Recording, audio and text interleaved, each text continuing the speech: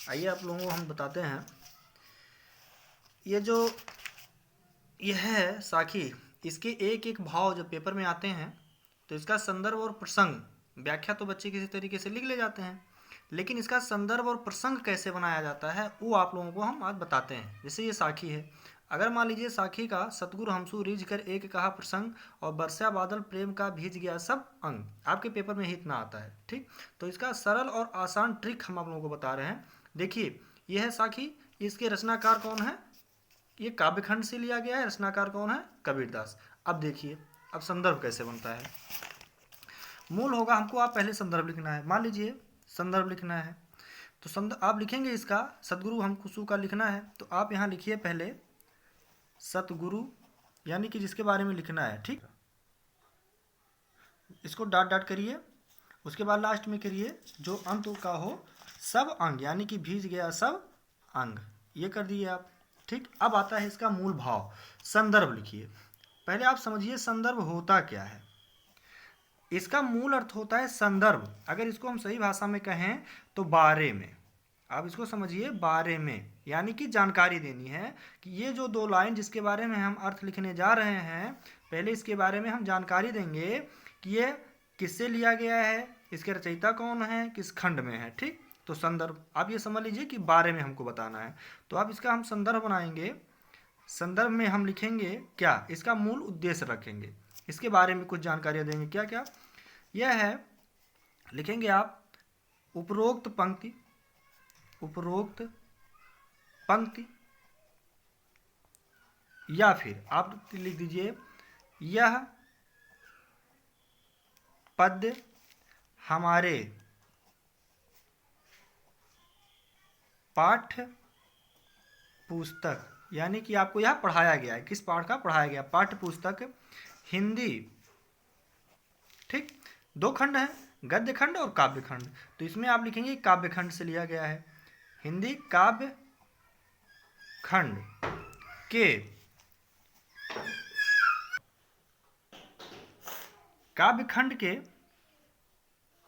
काव्य खंड के साखी नामक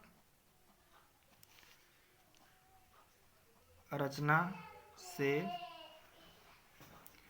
लिया गया है। ठीक, अब ये हो गया। इसके बारे में और लिखेंगे क्या, जिसके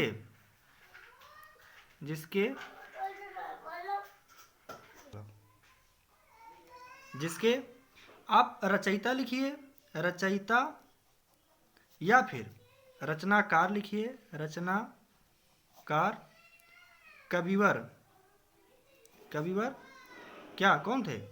कबीरदास, कविवर कबीरदास जी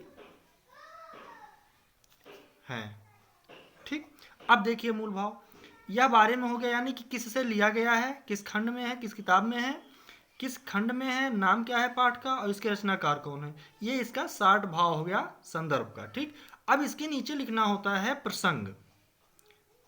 ये प्रसंग का मतलब होता है एक मूल निचोड़, यानी कि किस पर इसका भाव केंद्रित है, यानी कि इन दोनों लाइनों का अर्थ जो है, ये जो दोनों लाइन आप पढ़ रहे हैं, इसका मूल भाव क्या है, इसका व्याख्या आप आधे पेज में लिखेंगे, लेकिन इन दोनों लाइनों में है क्या, तो उसका 60 भाव एक लिखना होता है, उसी को कहा जाता है प्रसंग। एक छोटी सी बाणी उसको लिखना होता है। तो इसमें करना क्या है आपको देखना है, पहला यही लिखे हैं इसमें, जिसमें कबीरदास जी का मूल भाव क्या दिखाना है। इसमें कबीरदास जी अपने गुरु के प्रति, सदगुरु हमसू रिझ कर, तो इसमें कबीरदास जी अपने गुरु के प्रति पूर्ण समर्पण का भाव प्रकट किया है। साथ ही उन्होंने गुरु के प्रति अपनी कृतज्ञता जो होती है उसी को दर्शाया गया। बस इतना लिखना है। इसमें क्या लिखना है, इस साखी में यही लिखेंगे आप कि इस साखी में कबीरदास जी ने गुरु के प्रति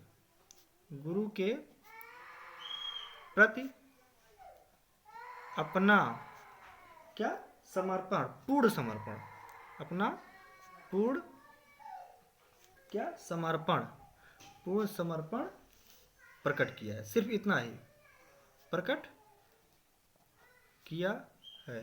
ठीक, सिर्फ इतना ही दर्शाना है आपको। इसमें आपका संदर्भ और प्रसंग ये क्लियर हो गया। बाकी होता है इसका बचता है क्या है, व्याख्या। अब व्याख्या में जो इसका मूल अर्थ है दोनों का, आप उसको एक पेज में लिखिए, आधे पेज में लिखिए, वो आपके ऊपर डिपेंड करता है कि आपका माइंड कितना उसको समझा है। ठीक, बस इतना ही संदर्भ और प्रसंग बनाने का ट्रिक है। आशा है कि आप इससे जरूर कुछ सीखेंगे, और जो भी कुछ रह जाएगा बताइएगा, फिर अगले वीडियो में डाल देंगे, फिर या क्लास में देख लेंगे।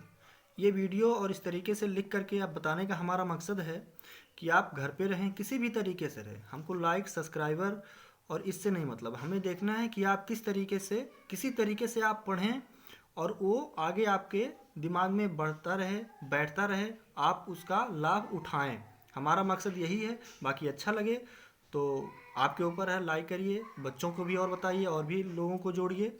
ठीक।